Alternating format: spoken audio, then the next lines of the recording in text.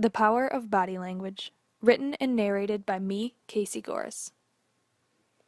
What is body language? Body language is the language spoken by our bodies, usually by things like facial expressions, hand gestures, posture, and basically any other body movement. The way we move our body can actually have a big impact on what we feel psychologically.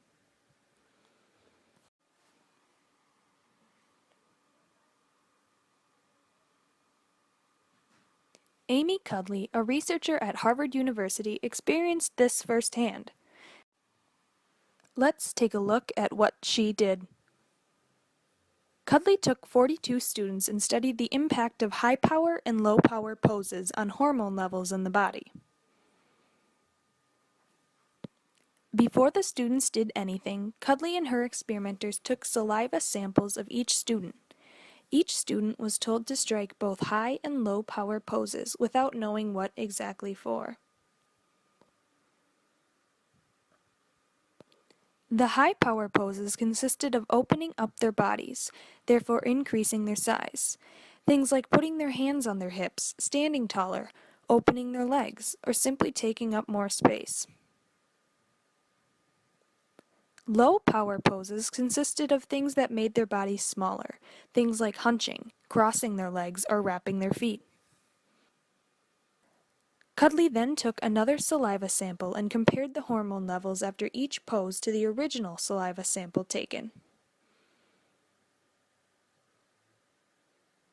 The impact was shocking. High power poses increased testosterone levels by 20% and decreased cortisol levels by 25%. But what does this mean? Higher testosterone levels lead to an increase in confidence, while lower cortisol levels lead to a reduction in anxiety. What else can body language do for us? Melissa Singer and Susan Golden Meadow from the University of Chicago were curious about this too. So here's what they did. They randomly sampled 160 children from the Chicago area schools in 3rd and 4th grade and assigned each student to a different learning method in which the teachers would perform. They wanted to find if gestures, or body language, given by a teacher helped students learn easier. The students began the experiment by taking a math test. After the test, the teachers taught the students by the method in which they were randomly assigned to. The children were taught in 3 different ways. These 3 ways were split into teaching by only speech, speech and gestures that conveyed the same information, or speech and gestures that conveyed different information from one another.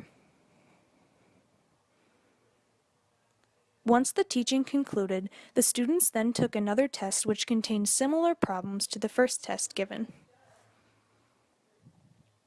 The test results were compared among the 3 types of teaching styles, and you'll never guess what they concluded.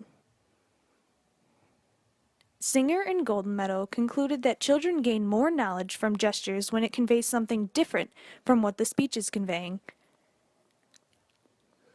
This means gestures help us gather more information that cannot be found anywhere in our speech. Conclusion? Body language gives us a better opportunity to learn. But wait, there's more. According to Dr. Albert Moravian, author of Silent Messages, around 93% of our communication with others is nonverbal. This makes the vast majority of our communication to be through body language, facial expressions, and vocal intonation. Our body language speaks a lot about the positive and negative emotions we carry. This can be evident in activities we are involved in, like sports. Winning and losing in a competition tests our nonverbals. For example, in 2009, there was a huge dispute about the so-called inappropriate behavior of Mark Sanchez, the Jets quarterback, after throwing 5 interceptions in one game and adding to the team's loss.